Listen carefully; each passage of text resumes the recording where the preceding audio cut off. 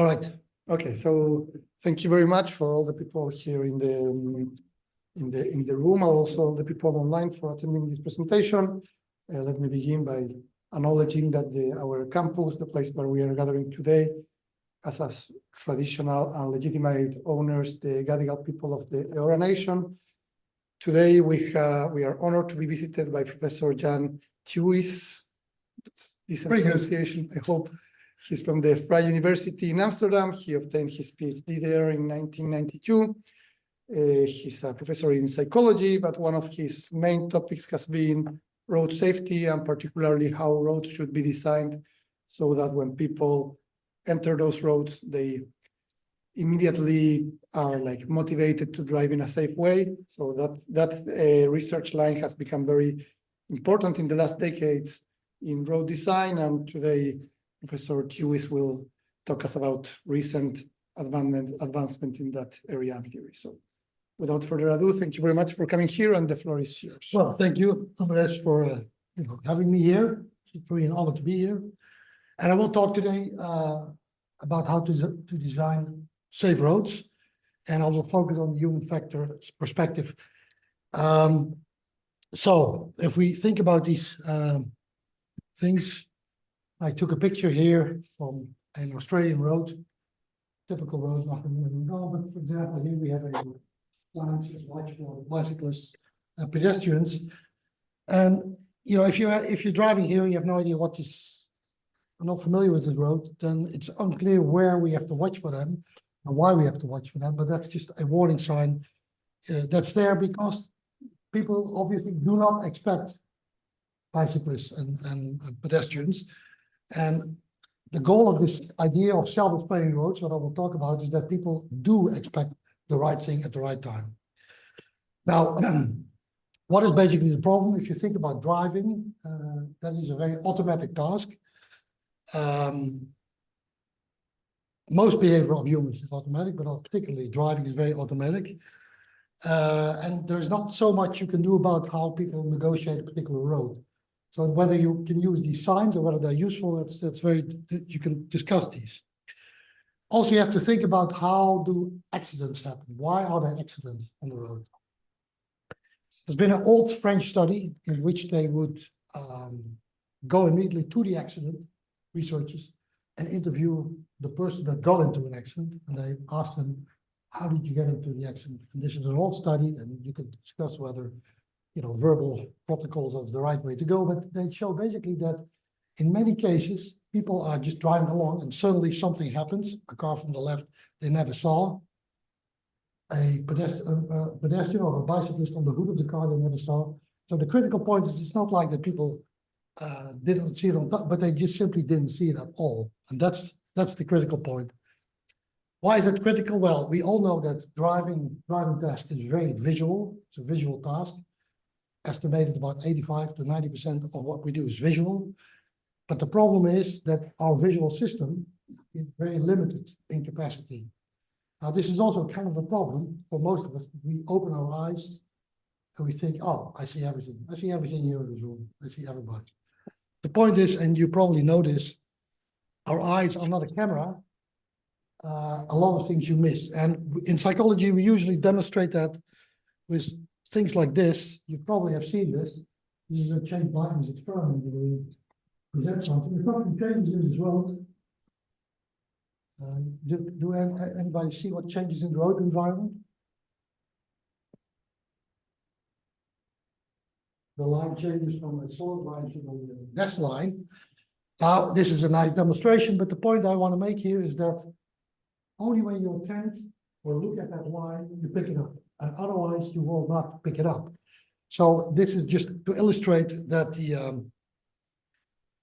that our eyes are not a camera, and that you really have to attend to the right thing on the right time. That's why people make mistakes. They didn't attend to the left while there was a bicyclist coming there. That's the key, in my view, of why there are accidents. Here we have a recording that we did. Zoeken naar iemand een specifiek element, sound, dan is het echt een heel laag tempo. Dus het kijken, wat zie je nou allemaal precies? Wat zie je? Moet je... I just wanted to show this is just eye tracking while driving. This is a typical Dutch city road. And there's no work there. But my point here to make with these eye movements is that you can see how much sampling is going on. It's constantly sampling. This is this, picking up the right information. And if you don't do that in the right way, if you just sample on the right side and something happens on the left side, then you can easily see that this will result in accidents.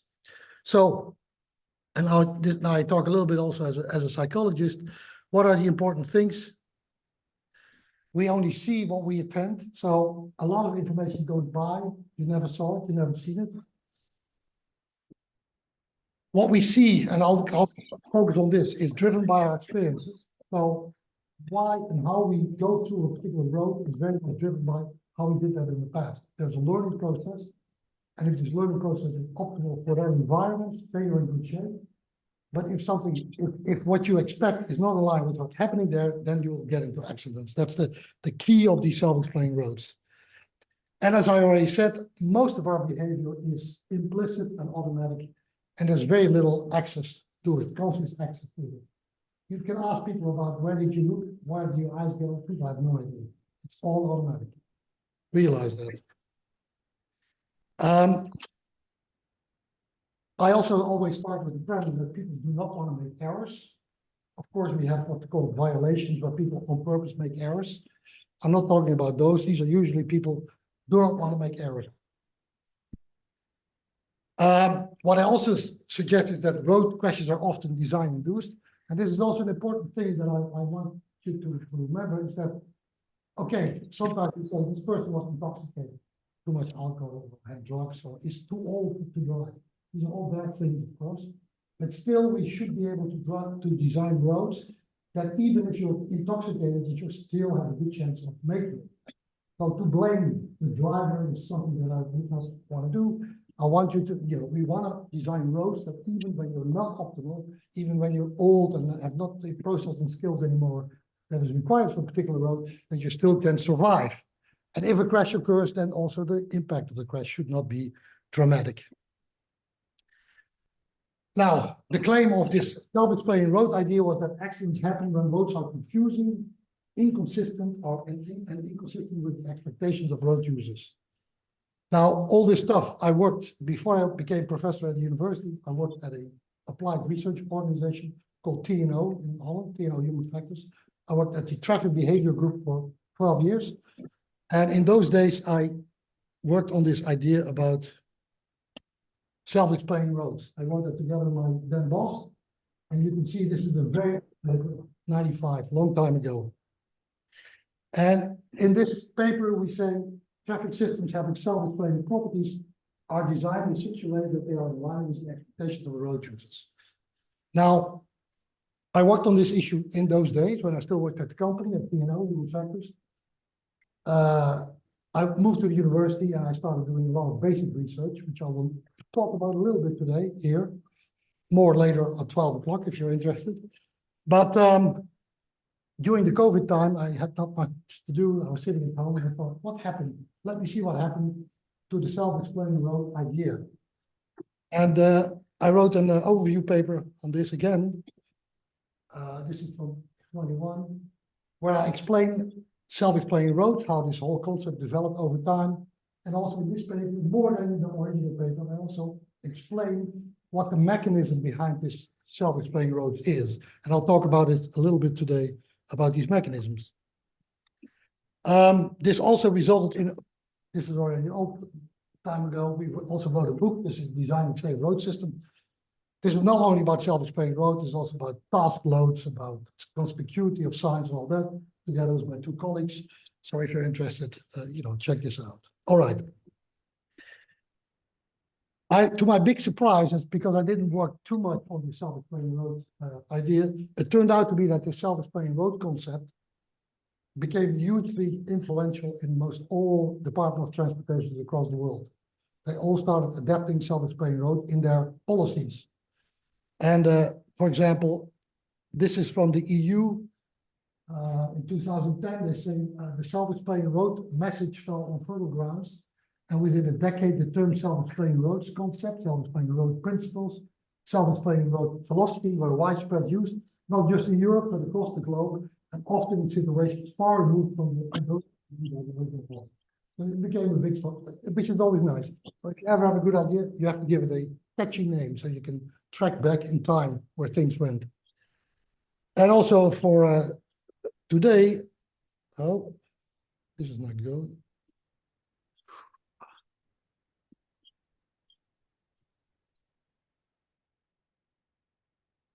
Also in Australia, with you guys, in the Safe System Infrastructure Initiative, self-explaining roads is a term from the Netherlands, which describes a road which is designed in such a way that drivers will automatically understand what is required of them, including speed choice. And I'll talk about speed choice a little bit later in a newer experiment. And also in your new national strategy, implementing the best features of self-explaining roads is also important when considering treatment in urban areas.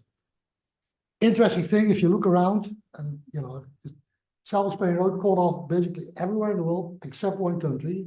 Get back to that later. United States. There were engineers. They came to the Netherlands. They looked at it. They said, "No, nothing." But I get back to that point later. Now I go a little bit into more about the philosophy behind this, and now we have to go a little bit into more basic research. And the question is, how do people select information from the environment? And there's actually three important factors that drive this. Current goal means basically, if I tell you all, start looking there, you can do this. This is volition, you are in charge. Current goals, we all know this. The other one is called bottom-up physical salience. This has to do with things that are very conspicuous. Yellow, green, bright, flashing lights, over. I'll give you a few examples of that. The middle part is selection history, and selection history is how you have done it in the past, how this will influence how you will do it currently. And this factor has, in basic research, become very important. And basically, the self-explaining road concept is based on this selection history idea. Now, if you talk about saliency, of course, we know that things like this are very salient. Unfortunately, what's on there doesn't make much sense, but that's what happens. There's all kind of saliency models. You probably are, you're engineers, you're probably very familiar with those. You can calculate all these things and then through a filter and say, oh, this probably very salient, this is salient. So there's all these saliency models. And we also worked on a saliency model that's like this, where this is the paradigm that we usually use. I'll get back to it later. But this is a secure note. These are just basic saliency models. Do people always look at salient things that you would say, yes, do they always look at it? That's not necessarily the case. They may not always look at them. A lot of engineers say, well, let's make this sign bigger and bigger and brighter and flashy. That does not mean if it's not part of your, learned experience that you will attend it. Now, today I want to talk about this learned over time, driving experience. And in the terms, in more basic research, this is related to what's called statistical learning. What is statistical learning? That's something that people learn regularities that exist in the environment, and they will drive these to use selection. This whole statistical learning thing started about 15 years ago with investigating how kids learn languages. Kids were exposed to sounds like boo, ba, la, da, one after the other. And within, I think, a few minutes, the child of 6 months old already knew that ba, la was, for example, a combination that occurred very often. So the probabilities between these events, people learn very quickly. I brought this more into the visual domain, but it also exists in the auditory domain and in language. So people have learned the regularities that exist in the environment, and they use them to pick up information while driving. That's the idea here. Learn to expect particular objects that are present at particular moments in time. You have learned that if I approach a particular crossing like this, that most likely the bicyclist will come from the right. That's kind of what you, for example, have learned. And we do these things without being much aware of it. So I'll show you a little bit of some research that we do in the lab, but we introduce these regularities in very simple displays. It drives their attention, drives their eye movements. But if you're asked about that, they have no idea. They say, no, I just do the task. That's the problem here. They have very little awareness. Now, a little bit to my basic research. This is, of course, for your environment. But what we do in the lab, we use displays like these.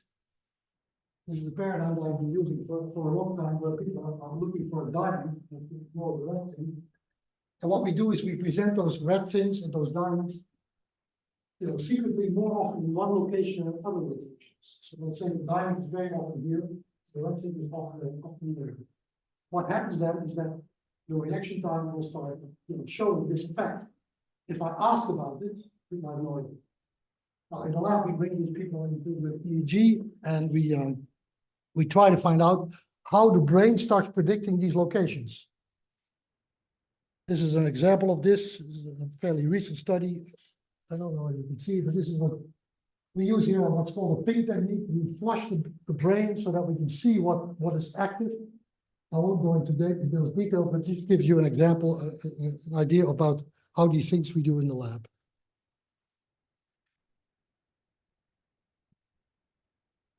Now, is this all new? No, it's not so new. There's been a lot of previous studies on this issue that we make use of the things we have learned in the past. This is a very old study by Prof Jan in Science, 1972, and he did something very simple. He said people had to look for a fire hydrant. You see that there. But the fire hydrant can also be on top of the mailbox. You can see here. You can see it's 1972. That's what the pictures look like. Published in Science, on the cover, important study. People are slower to find this. Not surprising.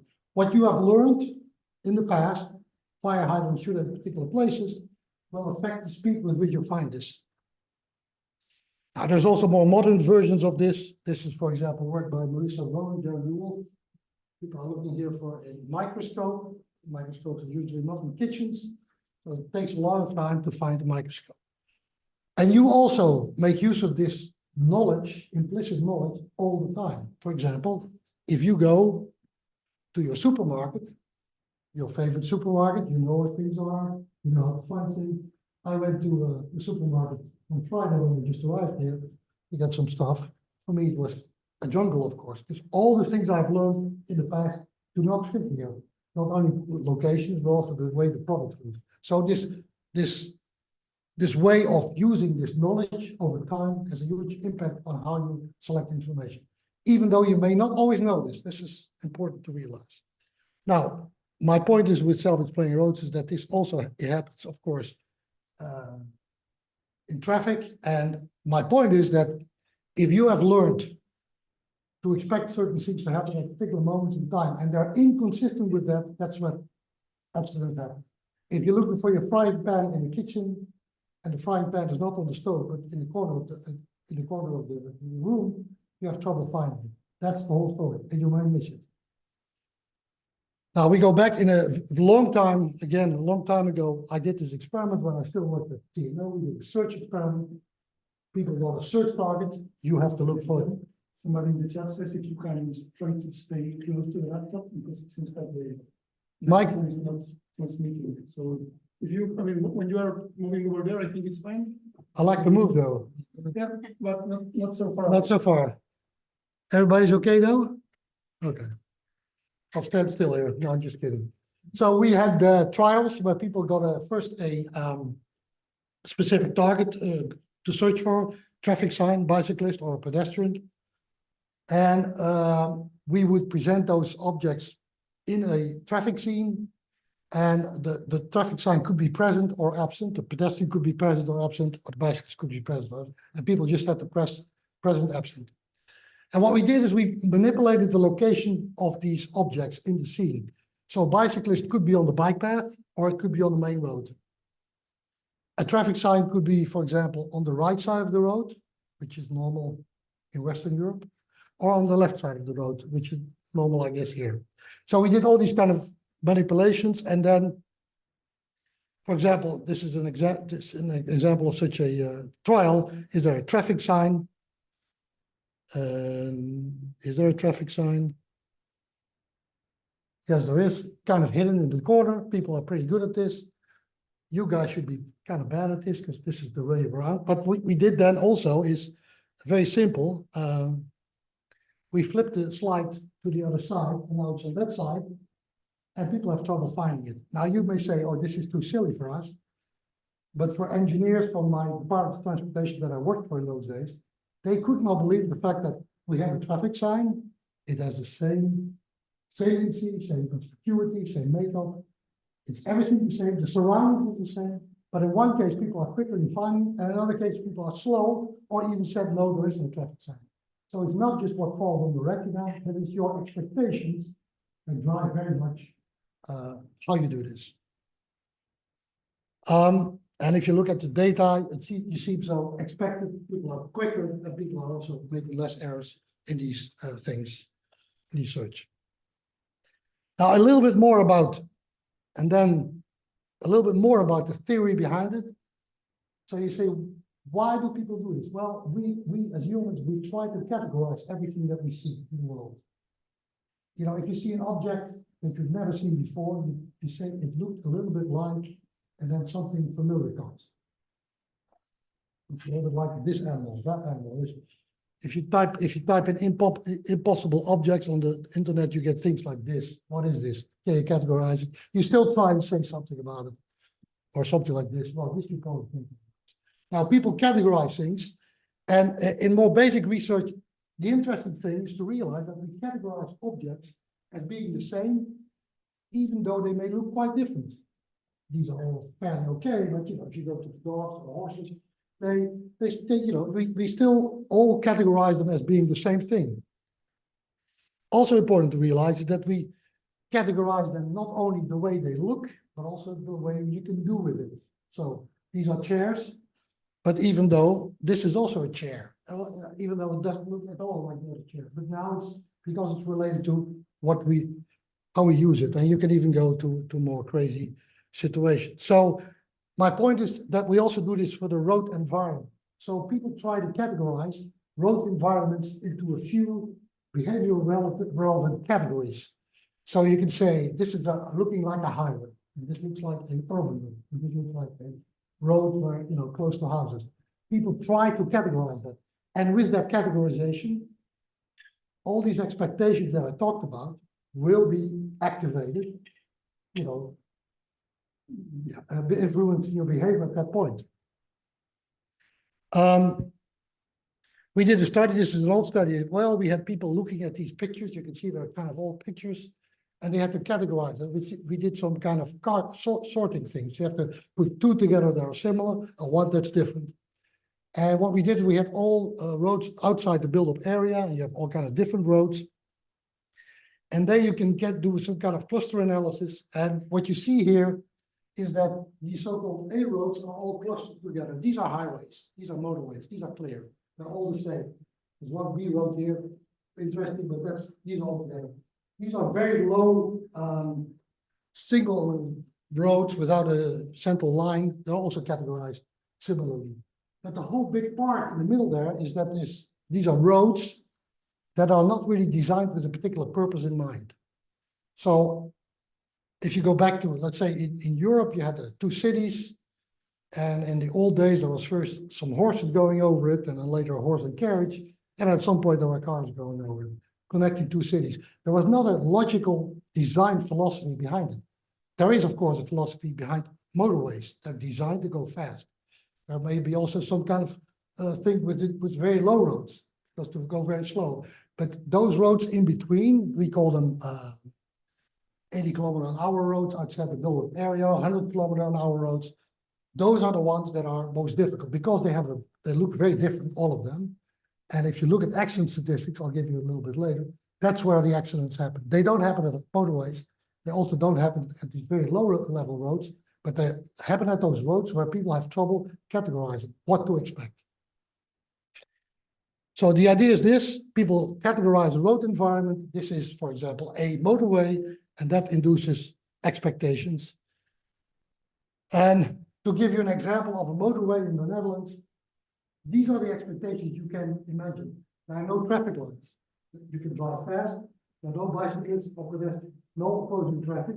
Blue overhead signs, overtaking is possible. There's an emergency light, and there's road markings. These are all things that are activated.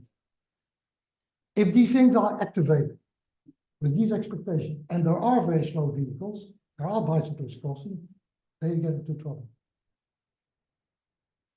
Now, this is also put in a kind of a model. You can see there's the outside world, there's road categorization based on statistical learning, driving experience, and then you have a whole bunch of things you expect, where road elements are located, the type of road markings, presence of traffic lights, etc., etc. Also, behavior of others. You have expectations about your own behavior and the transition between road. In the end, that results in predictable and homogeneous behavior. It is extremely important that the behavior that drivers show on the road is homogeneous, that there's not too much variation. And that in the end, we hope that this will result in fewer accidents. I already said that in the Netherlands, there's two types of roads that are very well designed. Motorways with a particular purpose in mind, fast, no slow traffic, overtaking. And on that, on the right side is what we call in Dutch woonerf. And I think that term is also taken into English now. They call it woonerf. And these are like shared spaces where people go very slow because they know that's actually the place where kids are playing. With the model. I'd go back to my corner. So these are very well designed. If you go to roads like these are examples from the Netherlands. If you look at these roads, they look more or less similar, right? They look more or less similar. Interestingly, though, is that this is a motorway, an official A motorway, and the other one is a provincial N road. Now, if you look at these roads, the one on the right looks more like a motorway than the one on the left, right? So this feels, the provincial road feels like you can go fast, feels that there is no slow moving vehicles, but you know, farmer trucks or whatever, they can be on there. There's crossing traffic as well, there are traffic lines. So this may induce the wrong expectations because people think they can go very fast. That's also a big problem in this road, that people do go fast, way too fast.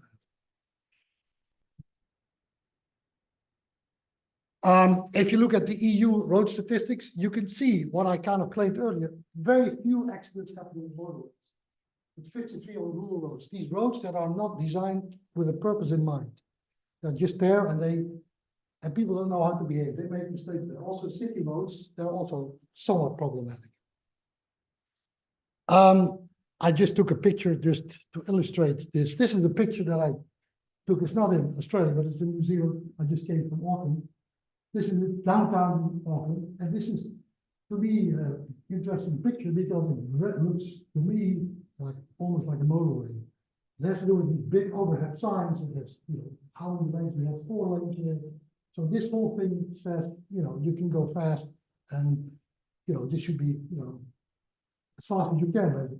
Well, it's really downtown Auckland. Just an example of, in my view, less optimal design. What I also still do, also currently, is I go often to what's called black spots. Black spots are places in the road environment where a lot of accidents happen, way many more than what you would expect on the basis of purely the average statistics. And usually in those black spots, there's something strange in the design of the road. The signing may be wrong. People may have the wrong expectation. And you often see similar type of accidents that happen there. Bicyclists that are hit from the left, or those kind of things. Those are situations, these black spots, where the design was not optimal. And it's important, and I do this to find out how can I change something in the environment that people do not have these wrong expectations when they arrive at that intersection. What's also important is what I've been pushing on is marking of transitions. So what we do in the Netherlands is, you know, you're on a rural road and there's a sign saying this is the end of the city limit, but nothing changes. Exactly the same road. If you want to do something, you have to change things. You have to make sure what you have categorized in the past is not longer valid. It has to be changed. On the basis of it, for example, in the UK, they did a lot of things on self-explaining roads.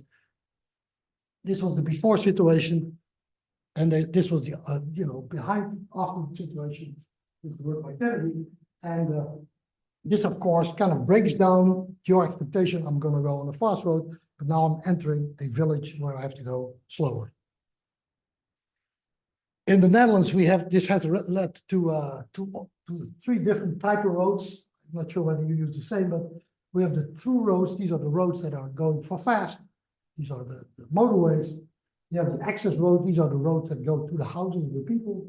And then we have distributor roads. That's those type of roads. So these are the type of roads that we typically use. And we also try to have particular unique features associated with each type of road so that people are better able to learn these relationships between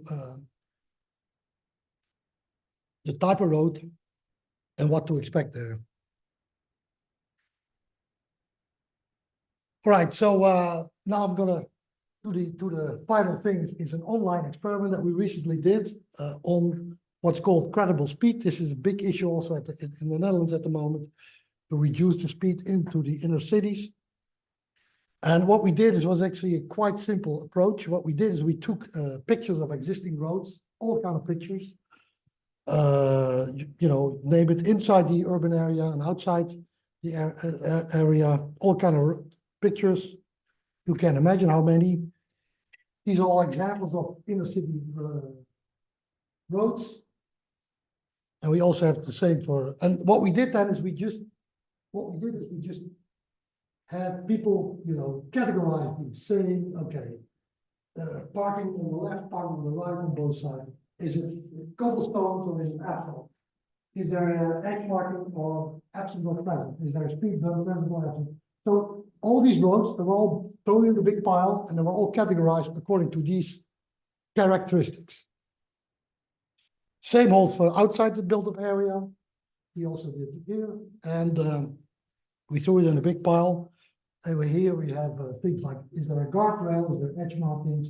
Separation of driving direction? All kind of different kind of categories. Then we did an experiment, and this was an online experiment where people were confronted with these existing roads, inside and outside the limit. We had a very large sample because it was online, and the Dutch Organization for Motor Drivers, or how you want to call it, they were happy for us to give those subjects to us, to have them do the experiment.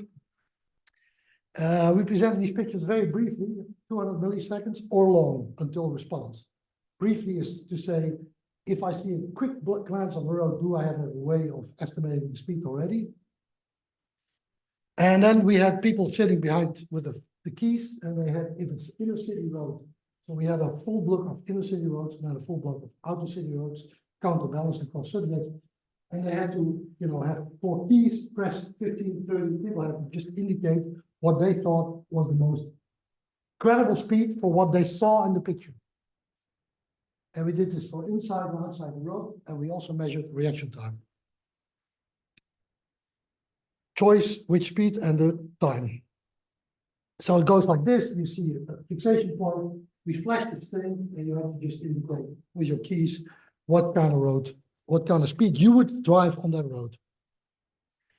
Then we took the linear mixed effect models to see what we can pull out of those data. So the idea here is now, can I find particular things in the road environment that would increase speed, estimated speed, or decrease speed?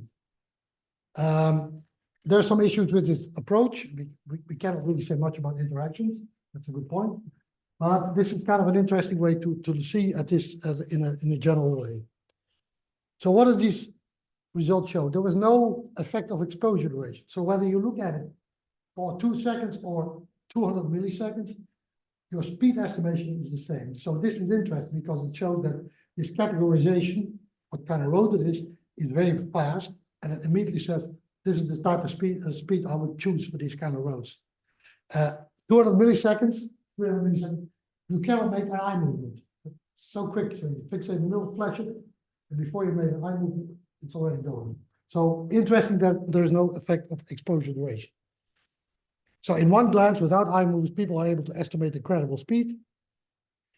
Now, what we find now, I think this is an interesting technique, because now we can look at all these different properties and see what it does with the speed estimation. This is inside the city limit. Take asphalt. You guys have a lot of asphalt roads for all kinds of reasons. We have a lot of asphalt, but also pavers, so cobblestones in the city. If you look at asphalt, you see asphalt road. People are choose a speed that is 14 kilometers higher than without when it's pavers, when it's cobblestones. And that's pretty impressive. 14 kilometers is a lot of things. It's large. If there's a bike path, and this is kind of an difficult one, if there's a separate bike path, instead of the bicyclists on the road, people choose a higher speed. It's good for the bicyclists to not be on the road, of course, but people then also think can go fast because bicyclists I don't have to worry about. They're on the road, on the little road next to them. And the same holds for if there's a bike lane paved on the roads itself, then people choose a lower speed. So now if you say, okay, as an engineer, I want to reduce the speed, let's do this, put all these bicycles on the road. That's interesting from a speed point of view, but it's kind of dangerous for the bicyclists. So maybe you should do both, have the bike path and the bike on the, but that's just an idea. And the same holds for this one. This is a bike lane. Well, it's similar to that one.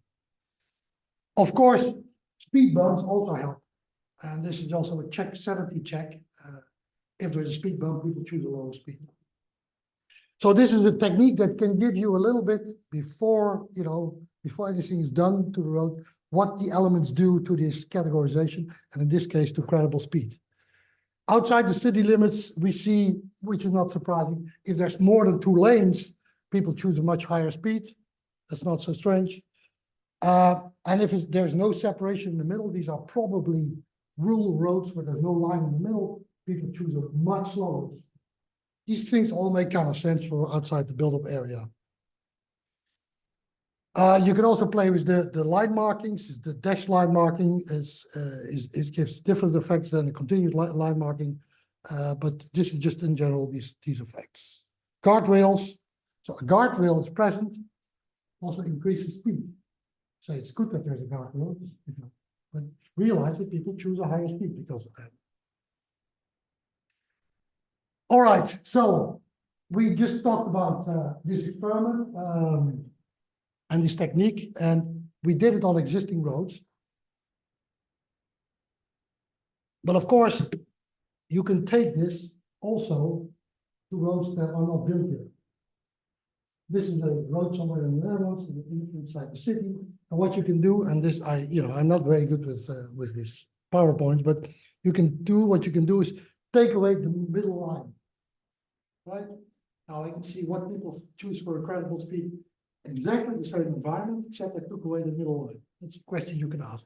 You can also say, well, I'll take away the bike path. I kind of paved over it with my not very good skill with PowerPoint. Now it's just, now people think there is bikes are going to be on the main road. How does that affect? So giving a particular infrastructure situation, you can say, I'm going to try to see how I can reduce the speed here. You can even make it more crazy here, the bike path. And the last one is really bad because you can see I'm not very good at this. But you can also make it orange. All these things you can do, and this is the way to see how you can change how people choose a credible speed. All right, finally, a little bit about number of people killed in traffic, right? Netherlands is pretty high up there. What about Australia? No, somewhere good, right? And I told you about one country that doesn't use the idea of self-explaining roads, right? Where is that country located? This is, of course, very cheap of me to say that. I'm not saying that this is the relationship between not using self-explaining road and the number of people killed in traffic, but it's just an interesting coincidence. And interestingly enough, at the TRD, there was recently a call in the United States, and the call said we have to develop self-explaining roads. So the call was just out, and I'm part of a consortium there, and we won the grant, so we're going to work on this. All right, bigger picture. Driving and most other behavior is automatic, implicit, with little to no awareness. It's important to realize that. focusing on motivation, cognition, or increasing knowledge, so what road authorities like to do. They like to, have media campaigns, so don't do this, don't do that. They have little to no effect in changing behavior. It's important to realize that. It's not always a nice message. I gave similar talk at a conference in Currents last year, and with this remark, I heard later that a couple hundred people felt that they no longer had a job anymore because they did media campaigns. But I think it's important to realize that there's been an interesting study on this in the Lancet. It was not only about traffic, but was about all kinds of campaigns to have people drink less, eat less, walk more, all these things. They're very limited, those effects. All right, if you're interested in all of this, this is all on our website. This paper that I just talked about in the review, I think now in the third round, so I hope soon it will be published. If you're interested, you can also pick up the other papers. Thank you.